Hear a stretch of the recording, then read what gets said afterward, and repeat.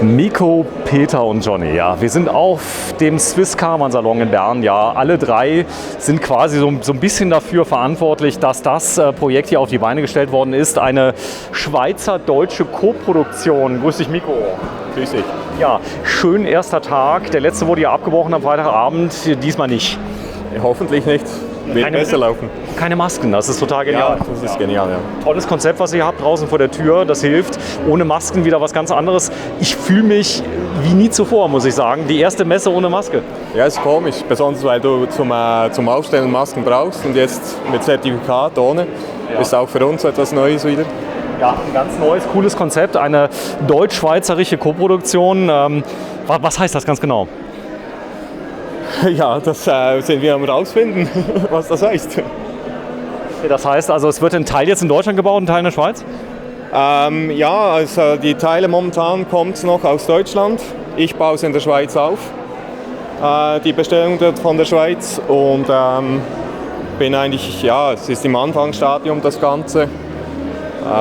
Bin da noch ein bisschen mit Unternehmen am Schauen, Zulieferer in der Schweiz, aber es ist schon so, dass das meiste hier auch jetzt im Aufbau ist. Die Produktion von den Platten, so, die kommt noch aus Deutschland, ist wahrscheinlich auch in Zukunft so, weil die Kette dort aufgebaut wurde. Oh, die Schweizer haben ja schmale Straßen, mittlerweile werden sie immer breiter, aber auch ein schmales Fahrzeug, ein kleines Konzept mit Dachzelt diesmal. Einzelradaufhängung? Einzelradaufhängung. Einzelradaufhängung? Nee, sorry. Das ist eine Starrachse. Starrachse, ja. So ist es mit drin. Aber es ist, ich sag mal, hochgradig geländegängig. Hier ist die Freiheit ein bisschen größer. Das heißt, man könnte es so hinter einem Fahrzeug 4x4 hinterherziehen? Ja, also wir haben sehr viele Kunden, die 4x4 Fahrzeuge haben.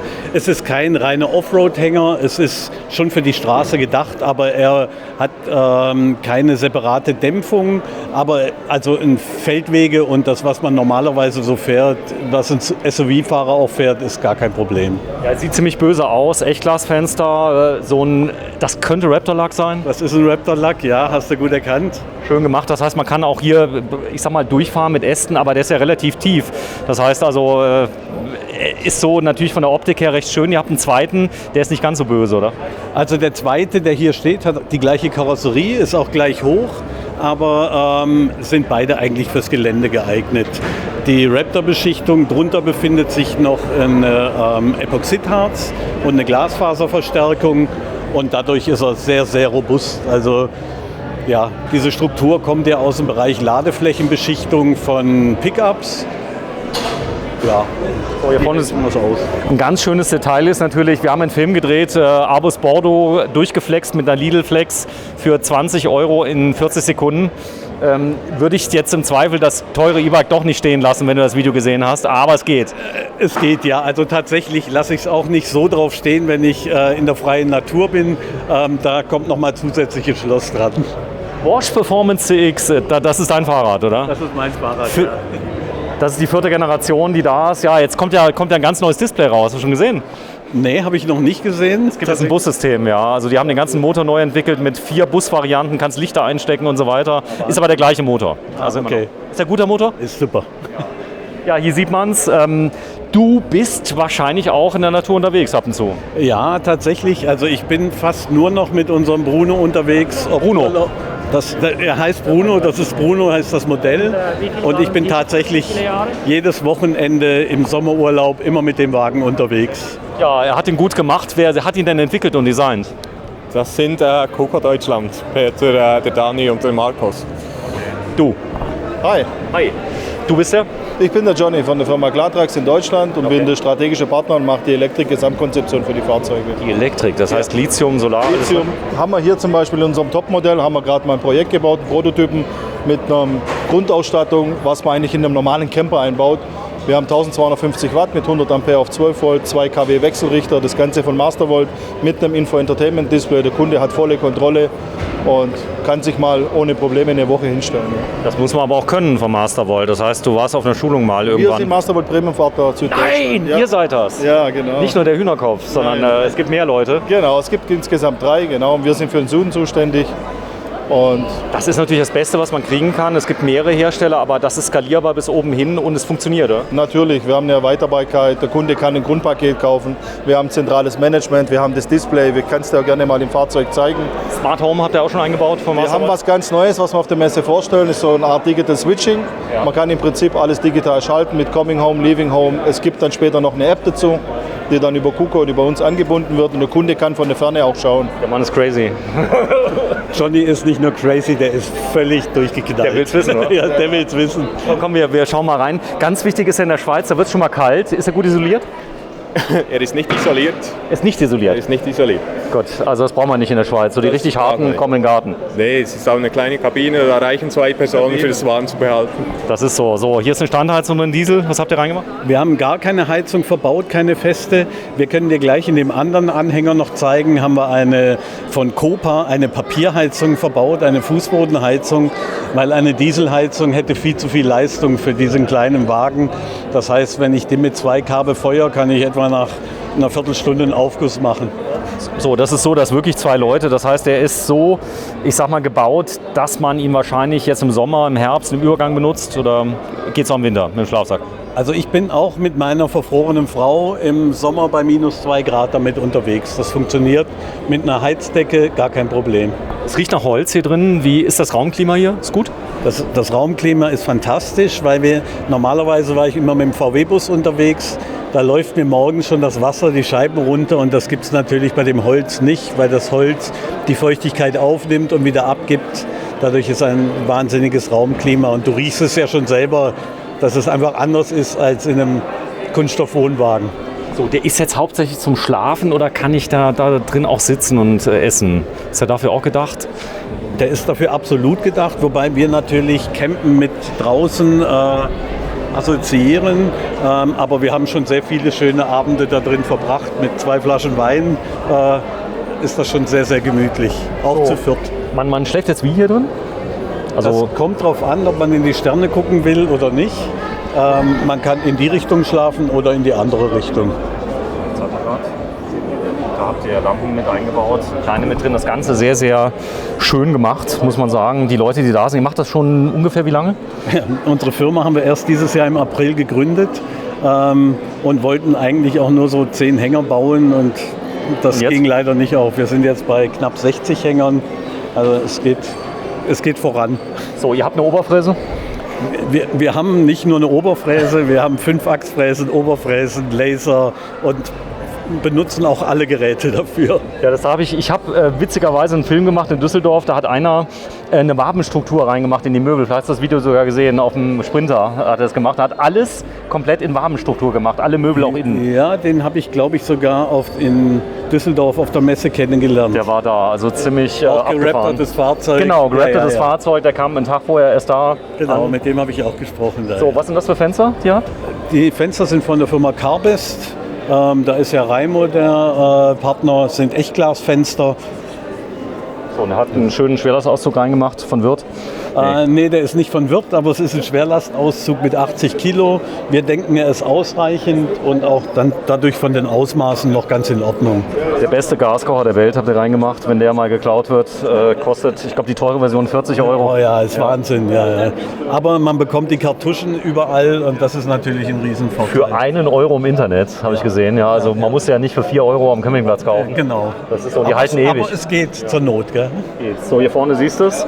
Ja, wenn du mir mal kurz zeigst, was kann man alles machen hier? Also hier, die Küche ist frei einstellbar. Man kann sich die Fächer einteilen, wie man das möchte.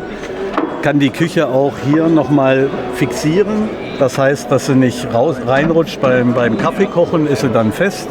Da gibt es dazwischen noch mal Fixierpunkte. Das heißt, wenn ich sie nur so weit rausziehe, kann ich das auch nochmal fixieren. Und es reicht gut zum Kaffeekochen und man kann sich auch mal drinnen Tee machen. Das ist auch kein Problem. Bratkartoffeln würde ich da jetzt nicht machen wollen, aber ansonsten geht das eigentlich ganz gut. So, wenn du es mal ganz rausziehst, dann gucke ich mal gerade rein. Ihr habt hier kein System eingebaut von Mastervolt, sondern etwas einfaches. Ja, das ist von der Firma Active. Die sitzen bei uns um die Ecke. Wir versuchen natürlich das Thema Nachhaltigkeit auch darzuleben, dass wir unsere Partner möglichst regional wählen. Und die Firma Active, mit der machen wir die einfacheren Lösungen. Das heißt, wenn der Geldbeutel nicht ganz so groß ist, dass wir Mastervolt verbauen können, dann wird Active eigentlich da zum Einsatz gebracht. So, wenn du mal kurz reingehst, mir mal 2, 3 Sachen zeigst. Zum Beispiel hast du ein ziemlich cooles Konzept entwickelt mit dem Tisch. Zeig mal den mal. Ja, eigentlich besteht der Tisch nur aus einem Brett. Und das ganz Tolle ist, auch wieder zum Thema Nachhaltigkeit, man sieht, das war mal ein Fenster. Das heißt, wir schmeißen das Holz nicht weg, sondern benutzen das als Tisch. Entweder so oder auch hier auf der anderen Seite kann man auch reinmachen. Kein Fuß und nichts, aber trotzdem einfach und hier verstaubar einfach an der Seite neben der Matratze. So, ich habe mal ganz kurz was abgeräumt bei dir, wenn du mir die mal gerade abnimmst, die Tasse. Das lieb, die stand da nämlich. Magnetisch. Die ist magnetisch. Also die Tasse nicht, wir haben das Holz magnetisch gemacht. Auch bei den Gewürzen hier, die halten auch von alleine, kann man auch während der Fahrt drin lassen. So einfach stilvoll campen. Das habt ihr wahrscheinlich reingelasert, oder? Das haben wir reingelasert und zwar kann ich einfach keinen Wein aus einem Plastikbecher trinken, deswegen sind Echtglasgläser da eingehängt und deswegen auch stilvoll campen. Breite von dem Anhänger? Also die Liegefläche ist 1,40 Meter mal 2 Meter und der Anhänger selber ist 2 Meter breit und 4,20 Meter lang. So, fass mal gerade ein. Dann gucken wir uns das Ganze mal im zugeklappten Zustand an. Das heißt, es ist alles natürlich so entwickelt, dass man es direkt zumachen kann. Die machen zwar nicht zu wegen den Lampen, aber es geht. Ja, wunderbar. So. Ich habe die Schublade nicht gesichert, dann geht es Ja. zu. Eine Sicherung. Da ist nochmal eine Sicherung drin, dass die hält. Okay. Und wenn die nicht drin ist, geht die Türe nicht zu. Genial. So, das ist, glaube ich, das Wichtigste von allen. Ja, auch mit Magneten hier, der Flaschenöffner, für jeden Mann natürlich unablesbar. Okay, dann hast du Hufstützen drin. Ich kann ein bisschen nivellieren. Nicht nur ein bisschen nivellieren, also ich kann den tatsächlich so anheben, dass ich die Räder wechseln kann oder ihn ausrichten kann in jede Richtung. Auch durch das Stützrad vorne, das sehr eigentlich überdimensioniert ist für den kleinen Hänger, habe ich natürlich die Möglichkeit, ihn immer gerade auszurichten. Ja, und das ist ja mal eine ordentliche Abdeckung für die Markise, die drauf ist. Das ist eine spezielle Markise, besonders. Das ist eine Standard-Thule-Markise. Eine Standard-Thule zum Schieben. Die Sackmarkise hier. Genau, eine Sackmarkise. Sieht man ja nicht so oft im normalen weißen Bereich, aber hier in dem Bereich schon öfter. Ja, weil es einfach zweckmäßig ist. Sie ist sehr günstig. Die liegt, glaube ich, bei 300 € und ist auch in einer Minute aufgebaut. Also von dem her gar kein Problem. Toll. So, jetzt gucken wir mal kurz hinten hin. Die Breite ist ja phänomenal. Der Footprint hier von dem Anhänger ist sehr gering. Das ist übrigens auch was Tolles, eine mobile Solaranlage von Active. Ja, weil wir der Meinung sind, wir stellen den Hänger ja, wenn es geht, im Schatten ab und dann habe ich keine Sonne und dann kann ich mir die mobile Anlage auch mal 5 Meter vom Fahrzeug wegziehen und dadurch ist das Faltbare eigentlich ganz geschickt, passt überall rein. So, für die Kinder habt ihr oben oder für die Erwachsenen dann noch ein Dachzelt drauf gemacht? Genau, also das ist nur mal zu sehen, was man machen kann. Hier haben wir jetzt ein Dachzelt von der Firma iCamper, das ist hier aus Bern. Der Händler, daher haben wir den gewählt. Aber ich habe hier oben eine Plattform, kann da eine Dachbox drauf machen oder eine Ladeplattform, was auch immer. Das ist immer sehr beliebt. Ich habe jetzt im Sprinter 2 Stück mitgenommen zum Testen. Eine mit 2000 Wattstunden, die drauf sind, und eine zweite mit 2400. Okay. Die hat so wahrscheinlich 400, 500. Die hat 500 und die größere hat 1000 Watt. Ja. Und das ist für uns eigentlich die optimale Bestückung für dieses einfache Fahrzeug. Erklär den Leuten mal, was das ist, die es nicht wissen. Okay. Ich sage immer, das ist eine tragbare Steckdose. Das heißt, es ist eine Lithium-Ionen-Batterie, die schon einen Wechselrichter drin hat für die 230 Volt. Das heißt, aus den 12 Volt 230 Volt macht. Das heißt, ich habe 2 230 Volt Anschlüsse und sämtliche Anschlüsse für 12 Volt. Gleichzeitig ist schon ein Solarregler drin, das heißt, ich kann direkt die Solarzelle hinten einstecken und ja, ein ganz einfaches Kombigerät. Auch nach dem Motto, einfach mal weg, man muss sich nicht so viel überlegen und gucken, ist alles in Ordnung. Da sehe ich ganz klar, so und so viel Strom habe ich noch und kann die Batterie natürlich auch auf dem Gartengrundstück oder im Garten verwenden. Das heißt also, wenn ich jetzt zum Beispiel einen Schrebergarten habe, mache ich ein Solarpanel aufs Dach, kann sie mitnehmen, das ist das Coole. Genau. Die wird nicht geklaut. Ja, das ist wirklich super. Mit Griff, weil da wird er schon mal eingebrochen. So, hier sieht man es, das ist ein tolles Dachzelt, was drauf ist. Das wiegt ungefähr wie viel? Ich kann dir zu dem Dachzelt ganz wenig sagen. Das ist ja hier aus Bern und der junge Mann ist heute leider nicht hier. Der hat sie geliehen. Ich glaube, es ist 75 Kilo schwer. Also nicht schwer. Also nicht schwer, nee. Weil es sieht schwer aus, aber da sieht man die Leiter, die drin ist. Hier hat man jetzt richtig Platz drin. Das ist aber schon ein Hingucker, ja, so ein Anhänger mit Dachzelt. Ja, also unser Mikko ist tatsächlich mit seinen 4 Kindern, Frau und Hund, sind die fast jedes Wochenende mit unserem Bruno unterwegs. Also oben 4 Kinder, unten die 2 Erwachsenen und der Hund. Also das funktioniert tatsächlich. Ja, es ist ein Hingucker, damit darfst du auf keinen Campingplatz fahren, da hast du immer ein Gespräch, oder? Ja, aber das Tolle ist, es kommen nur nette Menschen zu mir. Also ich habe spätestens, wenn die Markise draußen ist, die Stühle dran stehen, sind die ersten Menschen da und fragen, was das ist. So, und die anderen werden erschossen. Landstrom hat er auch? Landstrom hat er hier auch. Landstrom ist hier unten. Und hier haben wir noch einen Eingang für eine Solarzelle verbaut. Die ist allerdings noch in der Überarbeitung. Da sind wir noch nicht so ganz glücklich. Funktioniert, aber das wird noch einfacher werden. So, die Leiter, die habt ihr gelasert. Ja, das ist ein Laserkantteil, auf die sind wir ganz arg stolz. Habt ihr schön gemacht hier mit der Schriftzug? Ja, also alle Details, auch die Pulverbeschichtung und sowas ist alles ganz fein. Da ist unser Danny ist da sehr dahinterher, dass da alles auch optisch dazu passt, dass alles schwarz-matt ist. So, ich mache es mal gerade ein bisschen hell, dass man dich sieht. Ja, es hat natürlich seinen Preis, wenn ein Teil in der Schweiz gemacht wird und ein Teil in Deutschland. Wahrscheinlich kostet er keine 15.000 Euro, oder? Tatsächlich, also in Euro ist er bei 18.000. Nee. 18,5 etwa, ja. Und in der Schweiz bei 19,5. Also ich würde sagen, der Preis für diese viele Handarbeit ist durchaus gerechtfertigt. Das ist so. Das heißt, ansonsten hättet ihr wahrscheinlich auch keine 60 Stück gemacht. Ist das die Version mit Raptor-Lack, wie hier steht? Es gibt nur die Version mit Raptor-Lack. Wir versuchen auch bei den meisten Sachen, die sind schon im Preis inbegriffen. Wir haben immer einen gebremsten Anhänger, wir haben immer eine 100er Zulassung, wir haben immer Markisen und 3 Fenster drin. Nur die Sachen, die wirklich individuell sind, wie der Dachträger, das Dachfenster, so Sachen sind dann separat. Der drüben ist baugleich? Der drüben ist prinzipiell baugleich, hat nur größere Räder drauf und sehr viel Technik mehr drin. Also das ist ja diese Geschichte mit Mastervolt. Also da ist wirklich den schauen wir uns gleich mal an. Extra Video machen wir denn. Ein cooles Detail ist hier, ich weiß nicht, ob es dazugehört. Diese kleine Box ist wahrscheinlich multifunktionell. Die kleine Box kann ich leider auch nichts zu sagen. Das ist auch von Dachzeltmomenten. Da ist eine Küche drin, aber ich weiß nicht, genau, wie sie funktioniert. Sie bitte einfach nur mal öffnen, dass man mal... Wir versuchen es mal. Wir versuchen es mal. Die hat nämlich was richtig Cooles. Ach, du kennst die schon? Nein, ich kenne sie nicht, aber ich vermute, wenn etwas so aussieht, ja, dann hat es immer 1000 Funktionen. Und da ist ein Gaskocher mit drin, Doppelflammenkocher. Ich glaube, das gehört so rum hier. So, dann das sind Füße, die ich hier Füße. Ist das genial, oder? Das ist super, ja. Ey, die Jungs, gesagt, ich habe noch gar nicht genau geguckt gehabt. Die lassen sich immer alles einfallen. Wahrscheinlich. Ach, du nimmst den raus und der Kocher ist unten drunter. Guck mal. Mach mal die Füße hin. Nee, dass wir nichts abbrechen.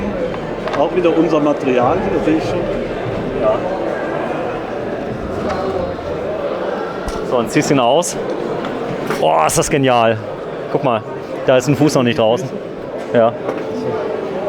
Ja, die kann man hier noch von der Höhe einstellen, so wie es aussieht. So, das heißt, du hast hier unten hast du dein Material drin. Dann kannst du das Ganze im Flughafen rollen. Das ist ja Wahnsinn. Da ist ein Rollen mit drin, hast du gesehen? Lichterkette.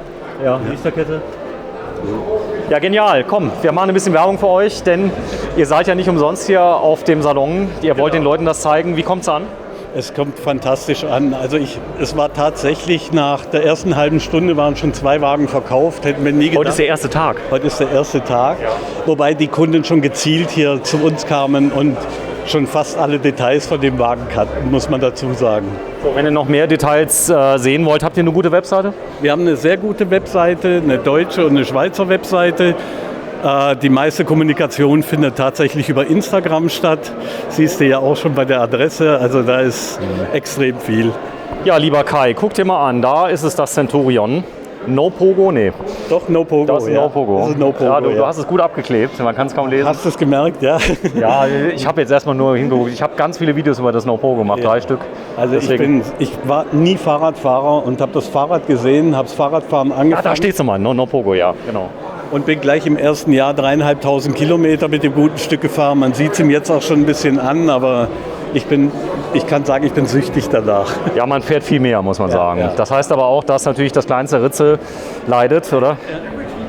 Ja, weiß ich gar nicht so. Ich bin nicht so der Techniker, was das Es ist noch das erste. Es ist noch das erste, ja. Springt nicht durch, oder nee? Nee, es springt nicht durch, es springt nur manchmal runter, wie man sieht. Okay, verstehe, weil der hat ja richtig Power. Ja, vielen, vielen Dank. Du bist nochmal der? Peter bin ich, Peter mit ganzem Namen? Peter Schneewolf. Peter Schneewolf von der Firma Kuko. Kuku Camper. Kuko Camper, so ist Genau, es. richtig, Und ja. der heißt nochmal Bruno. Das ist unser Bruno, ja. Der bekommt nächstes Jahr auch ein Schwesterchen. Man kann sagen, Kuku Camper ist schon schwanger und nächstes Jahr kommt noch die Emma raus, mit der wir dann ganz speziell auf E-Fahrzeuge abzielen. Die sollten noch mal eine Runde leichter werden. Also wir hoffen, dass wir sie unter 350 Kilo hinbekommen. 350. Ja, und das hier? ist das Ziel. Und hier, wo liegen wir hier? Hier liegen wir bei 530 Kilo. Okay, das geht auch ohne Führerschein dann, oder? Das geht ohne Führerschein, sowohl in Deutschland als auch in der Schweiz. Ja. Darauf kommt es vielen an, oder? Das ist richtig, ja. Ja, vielen, vielen Dank. Heute am 28. Oktober 2021 der Caravan-Salon in Bern. Diesmal hoffentlich auch an 5 Tagen statt nur an 2. Und danke fürs Einschalten. Tschüss.